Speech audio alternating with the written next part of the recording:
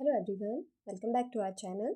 देखिए, आज के इस सेशन में हम जो हमारी एनसीईआरटी सीरीज़ है क्लास 10th का, उसमें पॉलिटिक्स का जो फर्स्ट चैप्टर है ना, कौन सा है फर्स्ट चैप्टर हमारा? पावर शेयरिंग, उसके बारे में डिस्कस करने वाले हैं। ओके, सो इस चैप्टर में हम किस तरह के क्वेश्चंस फ्रेम हो सकते हैं, किस तरीके से आपको आंसर्स लिखना चाहिए, कहाँ पर ऑब्जेक्टिव्स फ्रेम हो सकते हैं, वो सब कुछ डिस्कस करने वाले हैं। Okay, so let's begin our session. देखिए, चैप्टर का नाम ही क्या है? Power sharing. मतलब पावर को हमें क्या करना है? शेयर करना है। तो इसमें हम पढ़ेंगे कि किस तरह से जो गवर्नमेंट्स होती है किसी भी स्टेट की, है ना, या किसी भी नेशन की, आई शुड से, कि किस तरीके से वहाँ पर पावर का शेयर होता है गवर्नमेंट्स के बीच में, है ना। क्या हिस्ट्री है, क्यों एट प्रेजेंट हमारे यहाँ पर इस तरह से सेंट्रल गवर्नमेंट है, स्टेट गवर्नमेंट होता है, पार्लियामेंट होता है ना, लेजिस्लेचर है, ये सब क्यों है? तो उसका जो बेस है वो पावर शेयरिंग है। And why power sharing is important, why power sharing is desirable, ये सब कुछ हम हमारे इस चैप्टर में डिस्कस करने वाले हैं। ठीक है, तो पावर शेयरिंग को समझने के लिए हमें यहाँ पर दो एग्जाम्पल्स दिए हुए हैं, है ना। एक एग्जाम्पल है बेल्जियम का और एक एग्जाम्पल है श्रीलंका का। फाइन, तो बेल्जियम क्या है? स्मॉल कंट्री है यूरोप में, जो कि स्मॉलर है देन हरियाणा, है ना। यदि हम इंडिया का स्टेट कंपेयर करें, एक ना हरियाणा, तो उससे भी छोटी कंट्री है कौन? Belgium. Okay, and population wise यदि हम देखें तो जितनी पॉपुलेशन हरियाणा में है उससे हाफ पॉपुलेशन कहाँ पर है? बेल्जियम में। अब बेल्जियम का कंपैरिजन हम हरियाणा से क्यों कर रहे हैं, ये हम हमारे आगे के सेशन में समझेंगे। ओके, सो आपको इतना आइडिया लग गया होगा कि जो बेल्जियम है वो कितना छोटा कंट्री है और वहाँ पर कितनी कम पॉपुलेशन है यदि हम इंडिया से कंपेयर करें तो। ओके, अब ये जो कंट्री है वो बॉर्डर्स किस किस के साथ शेयर करती है? तो France, Netherlands, Germany and Luxembourg. Okay, तो कई बार क्वेश्चन पूछ लिया जाता है कि बेल्जियम सराउंड्स या बेल्जियम्स के जो सराउंडिंग कंट्रीज़ हैं, है ना, बॉर्डर कंट्रीज़ जो है वो कौन कौन सी है? तो France, Netherlands, Germany and Luxembourg. Okay, अब यहाँ पर यदि हम एथनिक कंपोजिशन देखें, इसका बेल्जियम का, है ना, एथनिक कंपोजिशन मतलब कि क्या होता है कि वहाँ पर कौन से रिलीजन को फॉलो करने वाले पीपल रहते हैं, कौन सी लैंग्वेज बोलने वाले पीपल रहते हैं। ओके, तो बेल्जियम का यदि हम देखें एथनिक कंपोजिशन, तो जो फ्लैमिश रीजन है वहाँ पर डच लैंग्वेज बोलने वाले पीपल रहते हैं और उनका परसेंटेज कितना है? 59%। ओके, जो वेलोनिया रीजन है वहाँ पर फ्रेंच स्पीकिंग पीपल रहते हैं और इनका परसेंटेज कितना है? 40%। और जो बेल्जियन है ना, बेल्जियंस जो है वो जनरली जर्मन बोलते हैं और उनका परसेंटेज कितना है यहाँ पर? 1%। तो एथनिक कंपोजिशन आपको याद रखना है। तो बेल्जियम का एथनिक कंपोजिशन क्या हो जाएगा कि फ्लैमिश रीजन में डच स्पीकिंग पीपल्स रहते हैं 59%, वेलोनिया रीजन में फ्रेंच लैंग्वेज स्पीकिंग पीपल रहते हैं 40% एंड बेल्जियंस रहते हैं जो कि जर्मन बोलते हैं 1% है। ओके, वहीं जो बेल्जियम का कैपिटल है ब्रुसेल, वहाँ पर हम एथनिक कंपोजिशन देखें तो वहाँ पर इसका अपोजिट हो जाता है ना। जैसे कि पूरे बेल्जियम में सबसे ज़्यादा पीपल कौन है? डच स्पीकिंग, बट कैपिटल में देखें तो डच स्पीकिंग पीपल कितने हैं? केवल 20%। Okay, French speaking people Belgium में कितना है? ओवरऑल 40%, बट कैपिटल में यहाँ पर कितना परसेंटेज है इसका? 80%। तो कहीं ना कहीं एथनिक कंपोजिशन में क्या है? डाइवर्सिटी है ना, चेंजेस है थोड़े से। अब जो माइनॉरिटी फ्रेंच स्पीकिंग है ना, क्योंकि ओवरऑल कंट्री में हम कंपेयर करेंगे तो कंट्री में क्या है? ओवरऑल फ्रेंच स्पीकिंग पॉपुलेशन कम है, ओवरऑल कंट्री में कितना है? 40% है। वो तो कैपिटल में है कितना? 80%, है ना। तो ये जो माइनॉरिटी में फ्रेंच स्पीकिंग पीपल है वो बहुत ही रिच है एंड पावरफुल है ना। वहीं जो डच स्पीकिंग कम्युनिटी है, जो कि नेशन वाइज देखे तो बहुत ही मेजॉरिटी में है, बट कैपिटल में क्या है? कम है ना। तो ये लोग क्या है? कंपैरेटिवली जो फ्रेंच स्पीकिंग पीपल है उनसे पुअर है and not much powerful. Okay, तो ये जो इन लोगों में डिसिमिलैरिटीज़ है ना, यही आगे जाकर क्या बनेगा? कॉन्फ्लिक्ट बन जाएगा, है ना। और दोनों कम्युनिटीज़ में क्या हो जाएगा? डिस्ट्रेस हो जाएगा और बहुत ही जो सिचुएशन है ना वो बहुत ही कॉन्फ्लिक्टिंग बन जाएंगी। तो अब यहाँ पर ये लोग किस तरीके से अपने बीच में पावर शेयर करेंगे, ये हमें इस चैप्टर में पढ़ना है। ठीक है, तो आई होप कि आपको समझ में आ गया होगा कि बेल्जियम क्या है? स्मॉल कंट्री है यूरोप में, smaller than Haryana. Population wise देखें तो हाफ पॉपुलेशन हरियाणा की जो है वो पूरे कंट्री में यहाँ पर पाई जाती है। ठीक है, जनरली ये किसके साथ बॉर्डर शेयर करता है? France, Netherlands, Germany and Luxembourg. Okay, ethnic composition हमने देख लिया कि बेल्जियम में फ्लेमिश रीजन में डच स्पीकिंग पीपल होते हैं 59%, वेलोनिया रीजन में फ्रेंच स्पीकिंग पीपल है 40%, जो बेल्जियंस है वो जर्मन बोलते हैं जो 1% है, और वहीं कैपिटल में देखें तो French speaking people 80% and Dutch speaking people कितने हैं? 20%। ओके, नाउ नेक्स्ट कंट्री या दूसरी कंट्री जो हमें दी है वो है श्रीलंका, है ना। अब श्रीलंका की पॉपुलेशन कंपैरिजन करें यदि हम हरियाणा से तो सेम है ना। मतलब जितना बड़ा हरियाणा है उतना ही बड़ा क्या है? श्रीलंका है with same population. Fine, island nation है which is few kilometres from the coast of Tamil Nadu. Fine. Ethnic composition अब यहाँ का यदि हम देखें तो यहाँ पर मेजॉरिटी में कौन है, सिन्हाला स्पीकर्स है ना, जो कितने हैं 74%, और तमिल स्पीकर्स कितने हैं इसमें 18%। अब जो तमिल स्पीकर्स है ना, या तमिल जो है, यहाँ पर दो तरह के तमिल मिलते हैं, एक जो श्रीलंकन तमिल है और एक कौन है, इंडियन तमिल्स है ना। इंडियन तमिल्स कौन है, जैसे जब ब्रिटिशर्स हमारे यहाँ रहते थे तो वो हमारे लोगों को प्लांटेशन क्रॉप्स जो होती थी है ना, उसके लिए दूर दूर या दूसरे दूसरे देशों में लेकर जाते थे। प्लांटेशन क्रॉप्स क्या होती है, हमने ज्योग्राफी के चैप्टर में डिस्कस किया है। ऐसी क्रॉप्स जिनको लार्ज स्केल पर क्या किया जाता है, प्रोडक्शन किया जाता है, और सेम क्रॉप का, जैसे कॉफ़ी हो गया, शुगर केन हो गया, टी हो गया है ना, ये सब प्लांटेशन क्रॉप्स होती है। तो उसमें वर्कर्स भी ज़्यादा लगते हैं, तो जनरली इंडियंस को वहाँ पर ले जाया जाता था ब्रिटिशर्स के द्वारा। अब क्या हुआ, कुछ इंडियंस वहीं पर सेटल हो गए, तो उन्हें हम क्या बोलते हैं, इंडियन तमिल्स, और कुछ जो वहाँ के नेटिव्स हैं वो श्रीलंकन तमिल्स। तो श्रीलंकन तमिल्स कितने हैं, 13%, बाकी का कितना बचता है, 5% क्या हो जाएंगे, इंडियन तमिल्स। ओके। और जो 7% है वो वहाँ पर कौन है, क्रिश्चियंस है। ठीक है, जो तमिल भी बोलते हैं और सिन्हाला भी बोलते हैं। फाइन। अब जो सिन्हाला स्पीकर्स है जो कि 74% है, मेजॉरिटी में है, वो जनरली कौन सा रिलीजन फॉलो करते हैं, तो बुद्धिस्ट करते हैं। ठीक है। और जो तमिल स्पीकर्स हैं वो कुछ लोग हिंदू फॉलो करते हैं और कुछ मुस्लिम रिलीजन को फॉलो करते हैं। फाइन। तो यहाँ पर भी क्या है, एथनिक डाइवर्सिटी है, सेम लाइक जो बेल्जियम है वहाँ पर भी एथनिक डाइवर्सिटी है। ठीक है। तो इस तरीके से आप भी अपनी कॉपी में चार्ट बना सकते हैं, जिससे कि आपको इसको लर्न करना इजी हो जाएगा, है ना। अब हमने दोनों कंट्रीज़ की प्रॉब्लम देख ली कि क्या यहाँ पर प्रॉब्लम है, कि यहाँ पर जो एथनिक कंपोजिशन है वो डिफरेंट है। अब किस तरह से ये जो डिफरेंट एथनिक कंपोजिशन है ये आगे जाके लाइक कॉन्फ्लिक्टिंग सिचुएशन पैदा कर सकता है, वो हमें यहाँ पर डिस्कस करना है। ठीक है।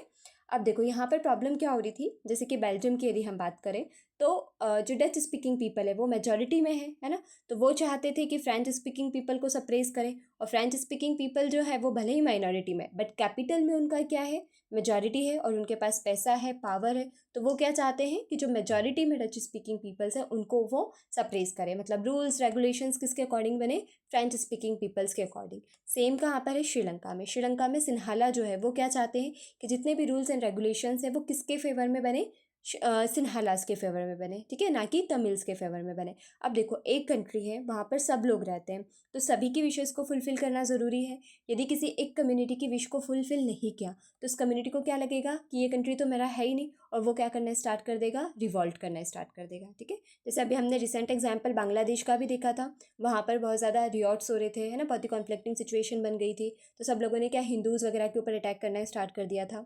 तो इस तरह की सिचुएशन कई बार हो जाती है जहाँ पर एथनिक डाइवर्सिटी होती है ना। तो अब श्रीलंका ने कौन सा सिस्टम ऑफ गवर्नमेंट वहाँ पर अडॉप्ट किया, वो हमें यहाँ पर सबसे पहले पढ़ना है ना।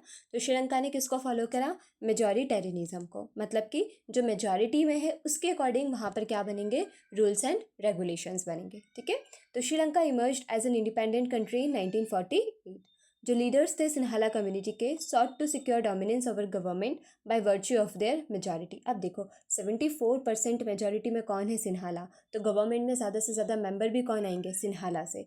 अगर इलेक्शन भी होगा तो जीतने के चांसेस किसके सबसे ज़्यादा है, सिन्हाला के। तो ये लोग पावर में आ गए, पावर में आ गए तो इन्होंने डोमिनेट करना क्या कर दिया, स्टार्ट कर दिया। ठीक है। As a result democratically elected government adopted a series of majoritarian measures to establish Sinhala supremacy. अब देखो गवर्नमेंट में सारे लोग या मैक्सिमम लोग कौन से हैं, सिन्हालास के। ठीक है। तो अब वहाँ पर रूल्स एंड रेगुलेशंस किसके अकॉर्डिंग बनेंगे, जो सिन्हाला को सपोर्ट करे, और उन्होंने वैसा ही करना स्टार्ट कर दिया। जैसे कि फॉर एग्जांपल 1956 में इन्होंने क्या किया, एक ऑफिशियल लैंग्वेज एक्ट पास किया, और उसमें इन्होंने क्या बोल दिया कि सिन्हाला जो है केवल वही लैंग्वेज बोली जाएगी, और उसी लैंग्वेज में सारे ऑफिशियल वर्क जो है वो किए जाएंगे ना। जैसे फॉर एग्जांपल आप मानो ऐसे समझ लो कि इंडिया में लाइक गवर्नमेंट ऐसा बोल दे कि अब से सारी एक्टिविटीज़ जो है, मतलब सारे ऑफिशियल डॉक्यूमेंट्स जो होते हैं गवर्नमेंट के, वो सब अब हिंदी में आएंगे, है ना। तो आप सोच सकते हो कि कितना कॉन्फ्लिक्टिंग सिचुएशन हो जाएगा, क्योंकि साउथ में हिंदी बहुत कम बोला जाता है, तो वहाँ से लोग क्या करेंगे, रिवॉल्ट करना स्टार्ट कर देंगे, है ना। तो सेम चीज़ यहाँ पे श्रीलंका ने किया। 1956 में क्या किया, जो सिन्हाला गवर्नमेंट थी उसने एक लैंग्वेज एक्ट बनाया, और उसमें क्या बोल दिया कि सिन्हाला जो है वही केवल ऑफिशियल लैंग्वेज मानी जाएगी। गवर्नमेंट फॉलोड प्रेफरेंशियल पॉलिसीज़, है ना। प्रेफरेंशियल मतलब कि क्या, प्रेफरेंस देना किन लोगों को, जो सिन्हाला स्पीकर्स है ना, उन लोगों को उन्होंने प्रेफरेंस देना स्टार्ट कर दिया। जैसे गवर्नमेंट जॉब है तो उसमें बोलेंगे हम 10% तो सिन्हाला को ही लेंगे, 50% सिन्हाला को लेंगे, है ना। तो एक ये पॉलिसी आ गई। पहली पॉलिसी तो उन्होंने लैंग्वेज वाली पॉलिसी बना दी। सेकंड, जो भी काम होता था उसमें सबसे ज़्यादा प्रेफरेंस किसको दिया जाता था? सिन्हालास को दिया जाता था, ठीक है, चाहे वो यूनिवर्सिटी में पोजिशंस हो या गवर्नमेंट जॉब्स हो। New constitution stipulated that the state shell protect and foster Buddhism. और थोड़ा बहुत कुछ रह गया था तो रिलीजन को भी इन्होंने क्या बोल दिया कि कॉन्स्टिट्यूशन केवल किस रिलीजन की प्रोटेक्शन करेगा? बुद्धिज्म का। दैट मीन्स व्हाट, कि जो हिंदू फॉलोवर है, जो मुस्लिम फॉलोवर्स है, उन्हें भी कहीं ना कहीं किसे फॉलो करना पड़ेगा? बुद्धिज्म को फॉलो करना पड़ेगा, ठीक है। तो आप समझ सकते हो आप क्या होगा वहाँ पे? रिवॉर्ड्स हो जाएंगे, है ना। क्यों? क्योंकि आप किसी भी कम्युनिटी को सप्रेस नहीं कर सकते हो। अगर किसी इंसान को आप दबाओगे तो एक लिमिट होगा उसका दबने का, है ना। उसके बाद वो क्या करेगा? बहुत ही रिवॉल्ट करेगा। हो सकता है बड़ा रिवॉल्ट ना करे, ज़्यादा नहीं करे, पर वो आपको अपोज जरूर करेगा। सेम चीज़ कहाँ पर हुई? श्रीलंका में। ये जितने भी गवर्नमेंट मेजर्स थे, है ना, coming after one another gradually increase the feeling of alienation among the Sri Lankan Tamils, है ना। अब इस तरह के मेजर्स के कारण जो श्रीलंका में तमिल्स रह रहे थे उन्हें ऐसा लगने लगा कि ये कंट्री तो हमारी है ही नहीं, ये कंट्री किसकी है? सिन्हालास की है। तो वो क्या डिमांड करेंगे? हम सारे तमिल को मिल जाना चाहिए और एक अलग नेशन बना लेना चाहिए, है ना। इस तरह की डिमांड्स क्या होंगी? उठने लगेंगी। They felt that none of the major political parties led by the Buddhist Sinhala leaders were sensitive to their aspirations। ना उन्हें क्या लगने लगा कि कोई भी सिन्हाला जो पॉलिटिशियंस है ना, उन्हें ना तो तमिल लोगों की कल्चर की परवाह है, ना ही उनके लैंग्वेज की परवाह है, ठीक है। So they felt that the constitution and government policies denied them equal political rights. उनके साथ क्या कर रही है? डिस्क्रिमिनेशन कर रही है। जॉब्स में उन्हें अपॉर्चुनिटीज़ नहीं मिल रही है, उनके इंटरेस्ट को इग्नोर किया जा रहा है। एज अ रिजल्ट उन्होंने क्या करना स्टार्ट कर दिया? जो relation as a result relations जो थे किसके बीच में? सिन्हाला एंड तमिल कम्युनिटीज़ के बीच में, वो बहुत ही ख़राब हो गए। और धीरे धीरे उन्होंने क्या करा? अपनी खुद की पार्टीज़ लॉन्च करना स्टार्ट कर दिया, है ना। एंड जो स्ट्रगल्स है ना, जो रिवॉल्ट्स है, वो स्टार्ट कर दिए किसके अगेंस्ट में? सिन्हालास के अगेंस्ट में, ताकि वो रिकॉग्निशन प्रोवाइड करवा सके किसको? तमिल को एज एन ऑफिशियल लैंग्वेज, है ना। रीजनल ऑटोनॉमी ला सके, मतलब चाहे जो भी कम्युनिटी का पर्सन हो उसे फ्रीडम होनी चाहिए कि वो अपने रिलीजन को फॉलो कर सके, है ना। जो भी पीपल हैं कंट्री में रह रहे हैं उन सभी को गवर्नमेंट जॉब में इक्वालिटी दी जानी चाहिए। इस तरह की डिमांड्स क्या उठने इस तरह की डिमांड्स जो है वो कंट्री में उठने लगी, ठीक है। But the demand for more autonomy to provinces populated by the Tamils were repeatedly denied ना। बट जो भी वो डिमांड्स कर रहे थे उनको रिपीटेडली क्या किया जा रहा था? डिनाई किया जा रहा था। सो बाई 1980s बहुत सारी पॉलिटिकल ऑर्गेनाइजेशंस जो है वो बन गई और उन्होंने इंडिपेंडेंट तमिल स्टेट जो है वो डिमांड करना स्टार्ट कर दिया, ठीक है। जैसा कि मैंने पहले भी बताया कि अगर कुछ लोगों को ऐसा लगने लगेगा कि ये कंट्री हमारी नहीं है तो वो धीरे धीरे क्या करेंगे? पहले तो रिवॉल्ट करेंगे। अगर आपने उनकी बात मान ली तो फाइन, अगर हम फिर भी उनकी बात नहीं सुन रहे हैं तो फिर धीरे धीरे वो क्या करेंगे? लोगों को जोड़ेंगे और क्या डिमांड करने लगेंगे कि हमें तो अपना अलग नेशन बनाना है जहाँ पर हम हमारी लैंग्वेज का प्रोटेक्शन कर ले, हमारे कल्चर का प्रोटेक्शन कर ले। सेम चीज़ कहाँ पर हुई? श्रीलंका में, ओके। कि जब सिन्हालास ने जैसे लैंग्वेज पॉलिसी बना दी, है ना, प्रेफरेंस देना स्टार्ट कर दिया गवर्नमेंट जॉब्स में, एम्प्लॉयमेंट में, उसके बाद कॉन्स्टिट्यूशन में लिख दिया कि केवल वो बुद्धिज़्म को प्रोटेक्ट करेंगे, तो इन सब चीज़ों से जो तमिल थे, है ना, जो तमिल पीपल्स थे श्रीलंका के, उन्हें अलाइनेशन फील होने लगा अपनी कंट्री से, है ना। उन्होंने पॉलिटिकल पार्टीज़ फ्रेम करी, डिमांड्स करी, बट जब उनकी डिमांड्स को इग्नोर किया जाने लगा तो उन्होंने इंडिपेंडेंट स्टेट की डिमांड रख दी, ठीक है। So that distrust between the two communities turned into wide spread conflict. अब आप समझ सकते हो इस तरह का जो कॉन्फ्लिक्ट हो रहा है ना, उसके कारण क्या हुआ? पूरा जो सिचुएशन था श्रीलंका का, है ना, वो बहुत ही डिस्ट्रेस बन गया। एक सिविल वॉर में ये कन्वर्ट हो गया, जिसके कारण thousands of peoples of different communities जो हैं, है ना, मतलब दोनों ही कम्युनिटीज़ के वो मर गए इस तरह के रिवॉल्ट्स वगैरह में। Many families were forced to leave the country as refugee. Even बहुत सारे लोगों को तो कंट्री छोड़कर दूसरी जगहों पर जाना पड़ा, है ना। The civil war has caused a terrible setback to the social, cultural and economic life of the country. अब देखो, वॉर किसी भी कंट्री के लिए सही नहीं होता है। जैसे अगर इंडिया में वॉर हो जाए और हमें हमारा घर छोड़कर जाना पड़े तो आप समझ सकते हो ना कि हमारी क्या सिचुएशन होगी। तो वही चीज़ें किसके साथ हुई? श्रीलंकन फैमिलीज़ के साथ हुई, ठीक है। तो क्या श्रीलंका ने जो मेजॉरिटेरियनिज्म वाला गवर्नमेंट का सिस्टम अडॉप्ट किया वो सही था क्या? अगर सही होता तो सिविल वॉर होता वहाँ पर? नहीं। दोनों कम्युनिटीज़ के बीच में कॉन्फ्लिक्ट्स होते क्या? नहीं। जो तमिल पीपल्स है या जो अदर फैमिलीज़ वहाँ पर रह रही थी उन्हें अपना कंट्री छोड़कर जाना पड़ता? नहीं। तो किसी भी कंडीशन में मेजॉरिटेरियनिज्म को सपोर्ट करना is not the best option as a form of government, okay. तो एक एग्जाम्पल हमने पढ़ा था श्रीलंका का। सेकंड एग्जाम्पल हमने पढ़ा था बेल्जियम का। अब देखो बेल्जियम में भी क्या था, सेम चीज़ थी जो श्रीलंका में थी, है ना। वहाँ पर भी क्या है, डिफरेंट कम्युनिटीज़ हैं, है ना, उनका परसेंटेज अलग है, कैपिटल में अलग है, पूरी कंट्री में अलग है। तो बेल्जियम ने क्या सोल्यूशन निकाला, जैसे श्रीलंका ने सोल्यूशन निकाला था मेजोरिटेरियनिज्म, बट वो फेल हो गया। अब बेल्जियम ने क्या सोल्यूशन निकाला, that we have to discuss now, okay. So accommodation in Belgium, the Belgian leaders took a different path, उन्होंने थोड़ा डिफरेंट पाथ लिया, है ना। उन्होंने सबसे पहले ये देखा कि हमारी कंट्री में क्या है ना। तो उन्होंने देखा कि हमारी कंट्री में डिफरेंट रिलीजन को फॉलो करने वाले पीपल है ना, कल्चरल डाइवर्सिटी है, डिफरेंट रीजन से बिलोंग करते हैं पीपल, डिफरेंट लैंग्वेजेस बोलते हैं, तो उसी अकॉर्डिंग उनका कल्चर फ्रेम है, ओके। तो उन्होंने सबसे बेस्ट सोल्यूशन ये निकाला कि क्यों ना हम सभी को इंडिपेंडेंस दे दें, है ना। जो भी हमारे यहाँ है हम सभी को क्या कर ले, अडॉप्ट कर ले। So constitution prescribes that the number of Dutch and French speaking ministers shall be equal in the central government. तो उन्होंने क्या अरेंजमेंट बनाया कि दोनों कम्युनिटीज़ में कॉन्फ्लिक्ट्स ना हो, इसलिए हम दोनों ही कम्युनिटीज़ को क्या करते हैं, पावर्स दे देते हैं, ठीक है।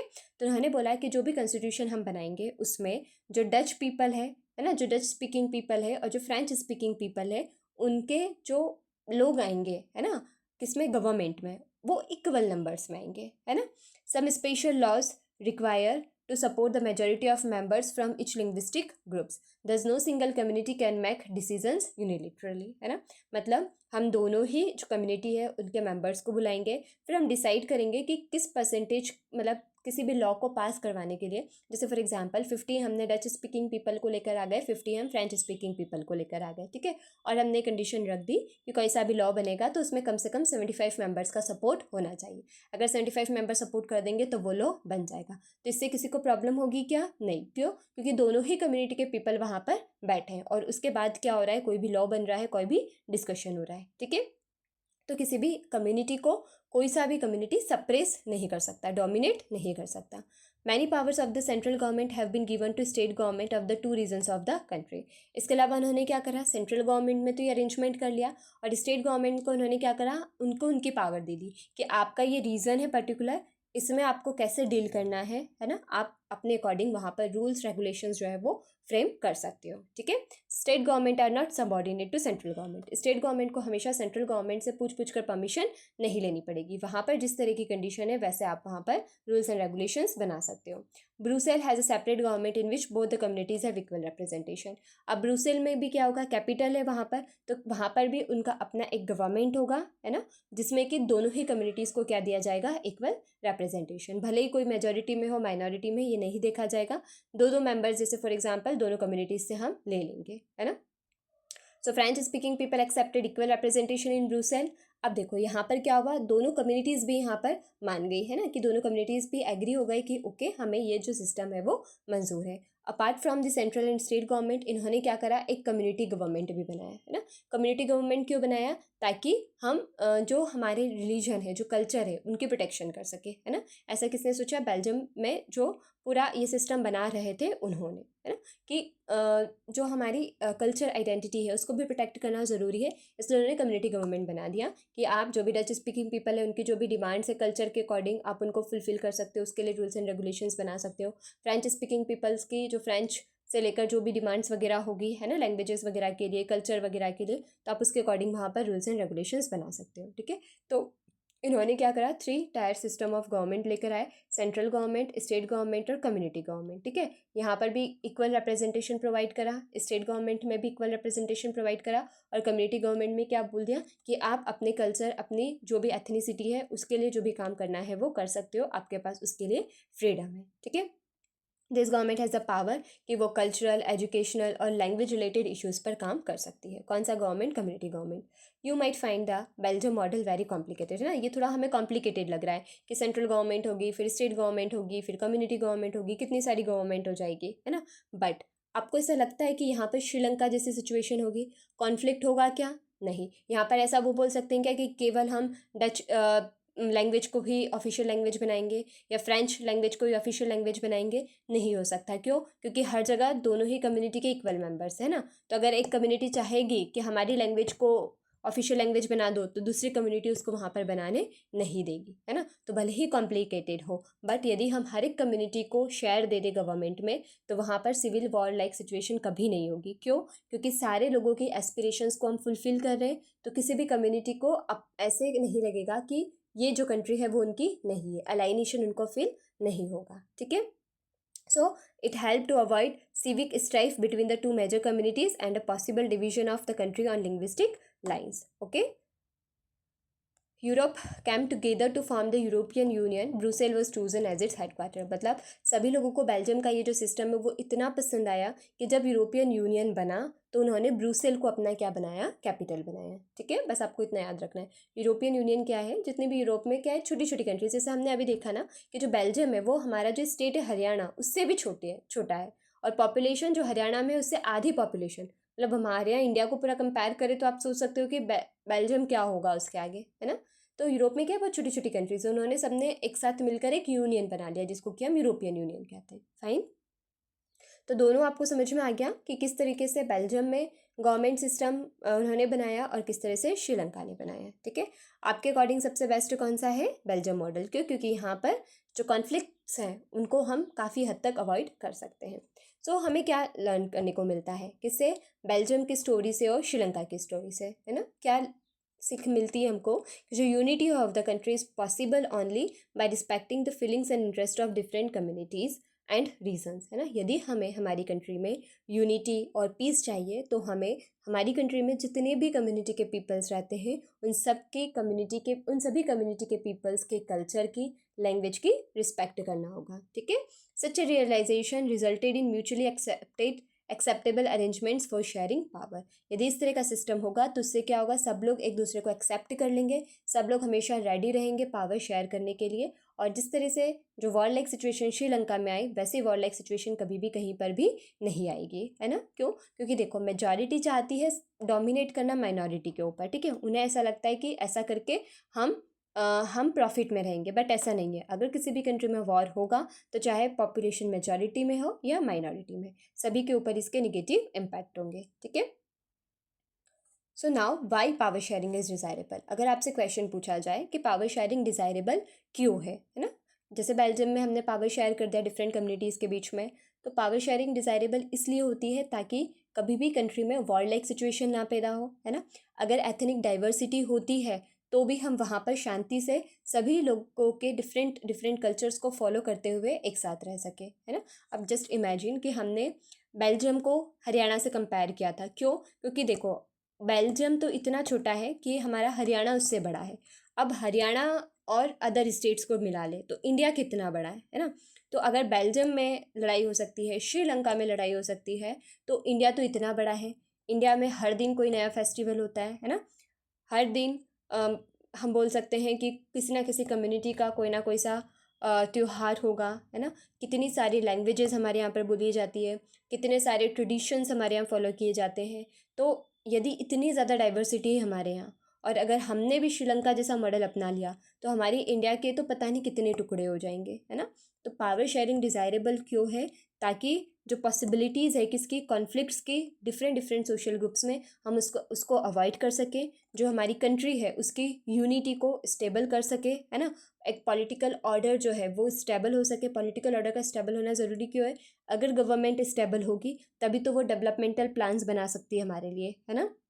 अगर कंट्री में बार बार वॉर होंगे तो क्या कोई भी कंट्री डेवलप कर सकेगा? क्या नहीं, ठीक है। तो यूनिटी ऑफ द नेशन के लिए भी क्या ज़रूरी है? पावर को शेयर करना, ठीक है। tyranny of the majority is not just oppressive for the minority, it often affects majority adversely as well, है ना। कई बार ये क्वेश्चन एक्सप्लेन मतलब इसको ब्रीफ में एक्सप्लेन करने के लिए आ जाता है ना ये स्टेटमेंट कि tyranny of the majority is not just oppressive for the minority, it often affects majority adversely as well. अभी मैंने थोड़ी देर पहले आपको समझाया कि जो मेजॉरिटी है ना, यदि वो सोचे कि हम माइनॉरिटी को ऑप्रेस कर दें और हमारा प्रॉफिट हो जाएगा, ऐसा नहीं हो सकता, है ना।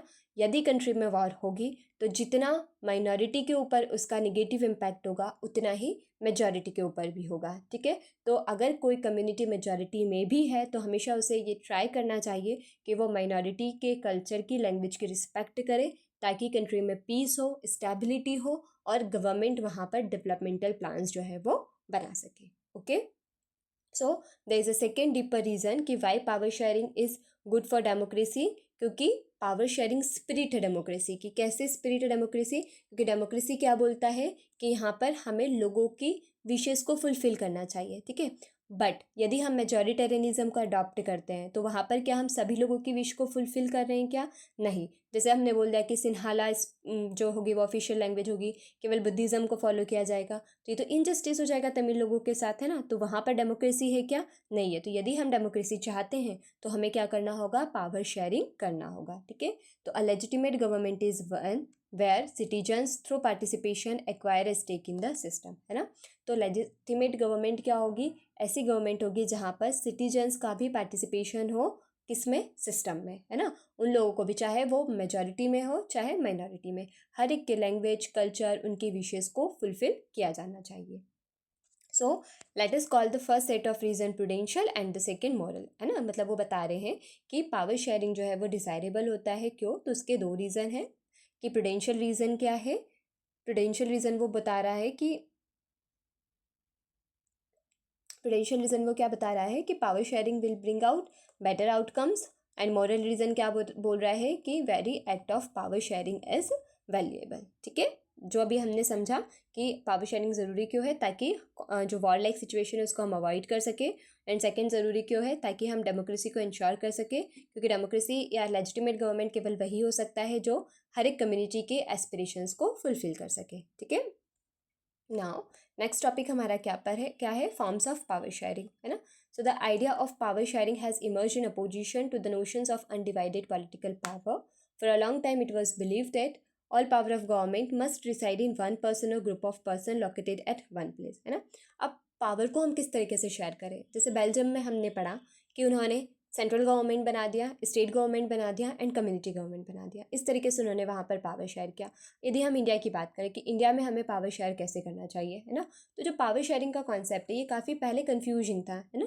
पहले लोगों को क्या लगता था कि जो पावर है वो एक ही जगह पर होनी चाहिए, है ना। अगर एक ही इंसान के पास पावर होगी या एक ही जगह पर पावर होगी तो उससे डिसीजन जल्दी ले लिए जाएंगे, है ना। क्योंकि अगर अलग अलग जगह पावर होगी तो क्या होगा? पहले इस डिपार्टमेंट से पास करवाओ, फिर दूसरे डिपार्टमेंट से पास करवाओ, फिर तीसरे डिपार्टमेंट से पास करवाओ, तो काफ़ी टाइम लग जाता है। और केवल एक ही डिपार्टमेंट होगा तो वहाँ पर काम जल्दी हो जाएगा, है ना। बट फिर धीरे धीरे समझ में आया कि नहीं, केवल एक जगह पर हम पावर नहीं दे सकते। इससे क्या होगा? कॉन्फ्लिक्ट्स होने के चांसेस जो है वो बढ़ जाते हैं ना। हो सकता है कि वो एक मेंबर किसी एक कम्युनिटी के फेवर में रूल्स रेगुलेशंस बना दे, या उनको अ, अ, उनके अकॉर्डिंग, है ना, जो सिस्टम है, जो पॉलिसीज़ वगैरह है वो ऐसी बना दे जो उनकी कम्युनिटी को बेनिफिट करे, है ना। तो इसके लिए क्या डिसाइड किया गया कि पावर शेयरिंग एक जगह पर नहीं होनी चाहिए, बल्कि पावर शेयरिंग जो है वो क्या होनी चाहिए? डिवाइडेड होनी चाहिए, है ना। So in a democracy people rule themselves through institutions of self government. Everyone has a voice in shaping of public policies. हर एक के पास वॉइस होना चाहिए पब्लिक पॉलिसी को शेप करने में, ठीक है। सो मॉडर्न डेमोक्रेसीज में पावर को हम कैसे शेयर करते हैं? So power share among different organs of government. सबसे पहला जो पावर शेयरिंग का टाइप है वो कौन सा है? Horizontal distribution. हॉरिजॉन्टल डिस्ट्रीब्यूशन मतलब कि लेजिस्लेचर, एग्जीक्यूटिव एंड जुडिशरी, ठीक है। अब देखो हम इसको हॉरिजॉन्टल क्यों बोल रहे हैं? क्योंकि लेजिस्लेचर के पास जितनी पावर है उतनी ही पावर एग्जीक्यूटिव के पास है, और जितनी पावर एग्जीक्यूटिव के पास है उतना ही जुडिशरी के पास है, ठीक है। लेजिस्लेचर में कौन आता है? पार्लियामेंट आता है, जैसे लोकसभा और राज्यसभा, विधानसभा, विधान परिषद, है ना। एग्जीक्यूटिव में कौन आते हैं? जो भी हमारे मिनिस्टर्स होते हैं, एमएलए हो गए, है ना, एमपी हो गए, वो सब।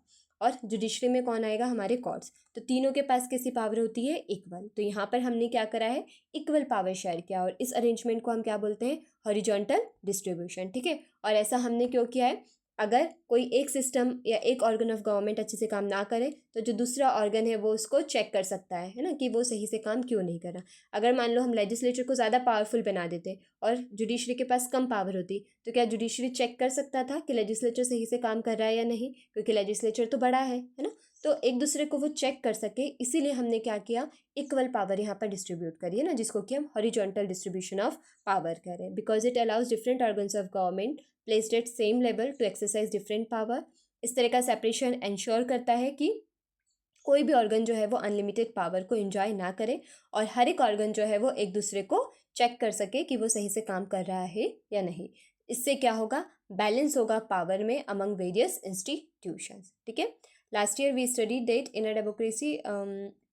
इस तरह के अरेंजमेंट को हम क्या बोलते हैं? Check and balance system. किस तरह के अरेंजमेंट को?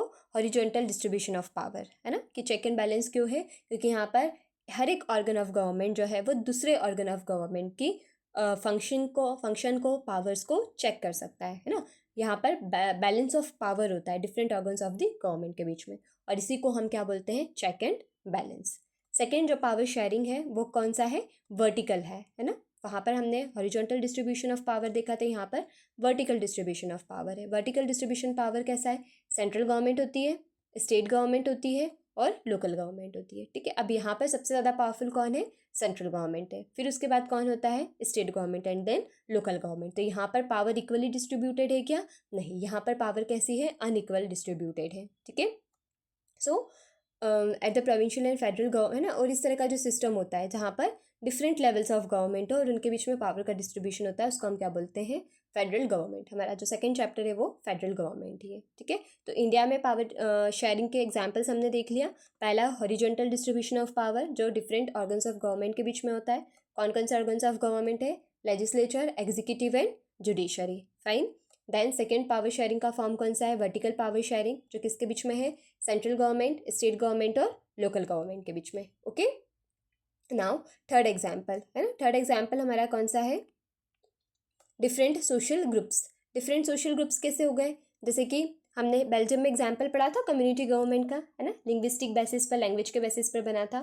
तो वैसे ही हमारी कंट्रीज़ में भी है ना। तो there are constitutional and legal arrangements जहाँ पर जो सोशली वीकर सेक्शंस होते हैं, जैसे ओबीसी हो गया, है ना, एससी हो गया, एसटी हो गया, इनके लिए स्पेशल प्रोविजंस बनाए जाते हैं, इनको स्पेशल पावर्स दी जाती है ना, इनको रिजर्वेशन दिया जाता है, वुमेंस को अलग से रिजर्वेशन दिया जाता है। तो ये भी क्या है, हम पावर ही शेयर करें ना डिफरेंट कम्युनिटीज़ के बीच में, कि इन लोगों के साथ कहीं ना कहीं इनजस्टिस हुआ है हिस्ट्री में, तो हमने इनको थोड़ी सी ज़्यादा पावर दे दी ताकि इनका डेवलपमेंट हो सके, ठीक है। ऐसा हम क्यों कर पाए, जब जो अदर कम्युनिटी के पीपल है उन्होंने भी उनकी पावर को इन लोगों के साथ शेयर करने पर मंजूरी दी, तभी, ठीक है। So last year we studied the system of reserved constituencies in assembly, है ना। दिस टाइप ऑफ अरेंजमेंट हमने क्यों बनाया, ताकि जो डाइवर्स सोशल पीपल है उनको भी हम क्या कर सके, जो गवर्नमेंट बनाने में मौका दे सके, ठीक है। क्यों, क्योंकि हम क्या बोल रहे हैं कि जितनी भी डिफरेंट कम्युनिटीज़ है सभी को इक्वल अपॉर्चुनिटीज़ दी जानी चाहिए, चाहे वो गवर्नमेंट फॉर्मेशन हो, चाहे गवर्नमेंट जॉब हो, चाहे प्राइवेट जॉब हो, या कोई सी भी अपॉर्चुनिटी हो उसमें, ओके। तो first type of power sharing हो गया horizontal, second type of power sharing हो गया वर्टिकल, थर्ड हो गया अमंग डिफरेंट सोशल ग्रुप्स। कौन कौन से डिफरेंट सोशल ग्रुप्स, जो बैकवर्ड क्लासेस हैं, वो वुमेन है, उनके लिए स्पेशल रिजर्वेशन अरेंजमेंट्स बनाए गए हैं ताकि उनको इक्वल रिप्रेजेंटेशन प्रोवाइड किया जा सके, ठीक है। फोर्थ पावर शेयरिंग किसके बीच में होता है, पॉलिटिकल पार्टीज़ के बीच में, प्रेशर ग्रुप्स के बीच में एंड मूवमेंट्स, है ना। पॉलिटिकल पार्टीज़ तो हमें पता है, जैसे कि बीजेपी है ना, कांग्रेस है, ये सब क्या है, पॉलिटिकल पार्टीज़ है, आप हो गई, है ना। प्रेशर ग्रुप्स क्या होते हैं, ऐसे ग्रुप्स जो गवर्नमेंट नहीं बनाते हैं, है ना। जैसे हम पढ़ते हैं ना, जैसे हम जब स्कूल में रहते हैं तो अखिल विद्यार्थी ना, अखिल भारतीय विद्यार्थी परिषद, इस तरह के ग्रुप्स हम देखते हैं, तो ये क्या होते हैं, प्रेशर ग्रुप्स। तो कहीं ना कहीं इन लोगों के बीच में भी क्या है, पावर शेयर है ना। तो फोर्थ अरेंजमेंट कौन कौन सा हो गया हमारा, political parties, pressure groups and movements. Democracy में सिटीजन को फ्रीडम है कि to choose among various contenders for power, है ना, कि उन्हें जिस भी उसमें पॉलिटिकल पार्टीज़ में जाना है, प्रेशर ग्रुप्स में जाना है, मूवमेंट्स को ज्वाइन करना है, वो ज्वाइन कर सकता है। इस तरह का कंपटीशन इंश्योर करता है कि पावर किसी एक के पास ना हो, है ना। क्यों ज़रूरी है, जैसे फॉर एग्जांपल मान लो बीजेपी का अभी गवर्नमेंट है ना, कौन सी पॉलिटिकल पार्टी है पावर में, बीजेपी। अब अगर बीजेपी कोई काम कर रही है तो हमें तो नहीं पता ना कि वो किस तरीके से काम कर रही है, कहीं करप्शन तो नहीं हो रहा है, क्योंकि हम तो गवर्नमेंट की फाइल्स को चेक करने के लिए नहीं जाते हैं। बट ये जो प्रेशर ग्रुप्स होते हैं, है ना, ये कहीं ना कहीं इनके पास इतनी पावर है कि वो गवर्नमेंट के वर्क्स को चेक कर सके, है ना, वो इंश्योर करे कि गवर्नमेंट जो है वो कॉन्स्टिट्यूशन के अकॉर्डिंग काम करे। अगर नहीं कर रही है तो ये क्या कर सकते हैं, उनके अगेंस्ट में रिवॉल्ट कर सकते हैं, ठीक है। वैसे ही मूवमेंट्स वगैरह ऑर्गेनाइज कर सकते हैं। तो कहीं ना कहीं कॉम्पिटिशन लेकर आता है किसके बीच में, different political parties, pressure groups वगैरह के बीच में, ठीक है। तो यहाँ पर भी एक तरह से क्या कर रहे हैं, पावर को शेयर किया जा रहा है, okay. Sometimes this kind of sharing can be direct when two or more parties form an alliance in contest election, है ना। और अभी तो एट प्रेजेंट क्या हो गया है कि एक अलायंस गवर्नमेंट बनने लगी है ना, कोalition गवर्नमेंट जिसको हम बोलते हैं। कोalition गवर्नमेंट में क्या होता है, जैसे किसी एक पार्टी को मेजॉरिटी नहीं मिला तो दो पॉलिटिकल पार्टीज मिलकर क्या बना लेंगी, गवर्नमेंट बना लेंगी। तो ये भी क्या है, एक तरह से पावर शेयरिंग का एग्जाम्पल है। तो कोalition गवर्नमेंट जो है वो बन जाती है, फाइन। तो देखो अगर क्वेश्चन आता है कि हाउ पावर शेयरिंग, या जैसे कि आपके जो स्टेटमेंट था ना, क्या था, फॉर्म्स ऑफ पावर शेयरिंग, है ना। तो इंडिया में किस तरह के फॉर्म्स है पावर शेयरिंग के। तो आप फर्स्ट एग्जांपल बता दो हॉरिजॉन्टल डिस्ट्रीब्यूशन, सेकंड बता दो वर्टिकल डिस्ट्रीब्यूशन, थर्ड आप बता दो कि among the different social groups, fine. And fourth यदि आप बताना चाहें तो बता सकते हैं कि between the political parties, pressure groups and movements, है ना। देन गवर्नमेंट के बीच में भी कोalition गवर्नमेंट हम बनाते हैं, वहाँ पर भी क्या किया जा रहा है, पावर शेयर किया जा रहा है, ठीक है। फॉर एग्जाम्पल्स जो है वो काफ़ी है। सो आई थिंक ये चैप्टर भी अब हमारा ख़त्म हो गया है। तो सो वी हैव डन। और भी यदि आपको इस चैप्टर में कोई भी कन्फ्यूजन आता है या कोई सा क्वेश्चन का आंसर नहीं समझ में आता है तो आप कमेंट सेक्शन में बता सकते हैं, हम आपकी हेल्प करेंगे। ओके, सो नेक्स्ट चैप्टर के साथ मिलते हैं नेक्स्ट सेशन में। Thank you. तब तक आप इस चैप्टर को रीड करो, समझो, एंड देन उसके बाद एक बार एनसीईआरटी में क्वेश्चंस वगैरह देखो, किस तरह से क्वेश्चंस पूछे जा रहे हैं, आंसर्स वगैरह लिख कर देखो इसके, ठीक है। So thank you.